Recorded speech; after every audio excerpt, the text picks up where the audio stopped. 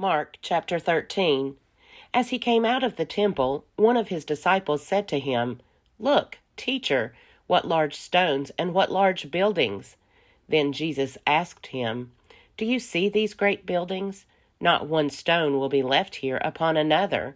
All will be thrown down." When he was sitting on the Mount of Olives opposite the temple, Peter, James, John, and Andrew asked him privately, "Tell us, when will this be, and what will be the sign that all these things are about to be accomplished?" Then Jesus began to say to them, "Beware that no one leads you astray. Many will come in my name and say, 'I am he,' and they will lead many astray. When you hear of wars and rumors of wars, do not be alarmed. This must take place, but the end is still to come. For nation will rise against nation, and kingdom against kingdom. There will be earthquakes in various places. There will be famines. This is but the beginning of the birth pangs. As for yourselves, beware, for they will hand you over to councils, and you will be beaten in synagogues, and you will stand before governors and kings because of me, as a testimony to them. And the good news must first be proclaimed to all nations.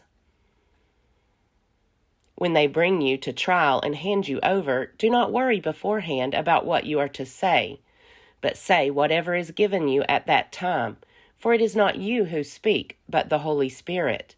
Brother will betray brother to death, and a father his child, and children will rise against parents and have them put to death, and you will be hated by all because of my name.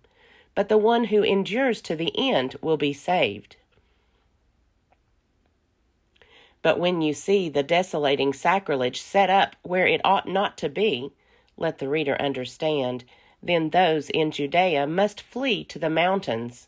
The one on the housetop must not go down or enter the house to take anything away. The one in the field must not turn back to get a coat.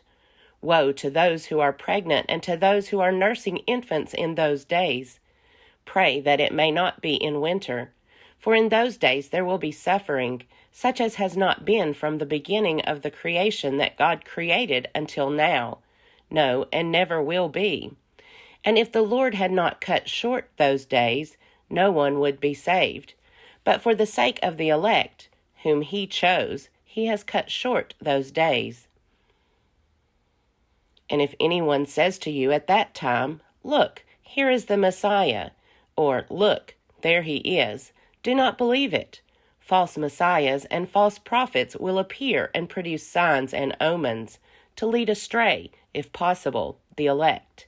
But be alert, I have already told you everything. But in those days, after that suffering, the sun will be darkened, and the moon will not give its light, and the stars will be falling from heaven, and the powers in the heavens will be shaken. Then they will see the Son of Man coming in clouds with great power and glory. Then he will send out the angels and gather his elect from the four winds, from the ends of the earth to the ends of heaven. From the fig tree learn its lesson. As soon as its branch becomes tender and puts forth its leaves, you know that summer is near. So also, when you see these things taking place, you know that he is near, at the very gates.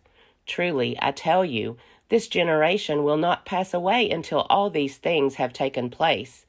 Heaven and earth will pass away, but my words will not pass away. But about that day or hour no one knows, neither the angels in heaven nor the Son, but only the Father.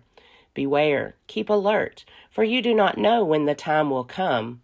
It is like a man going on a journey, when he leaves home and puts his slaves in charge, each with his work, and commands the doorkeeper to be on the watch.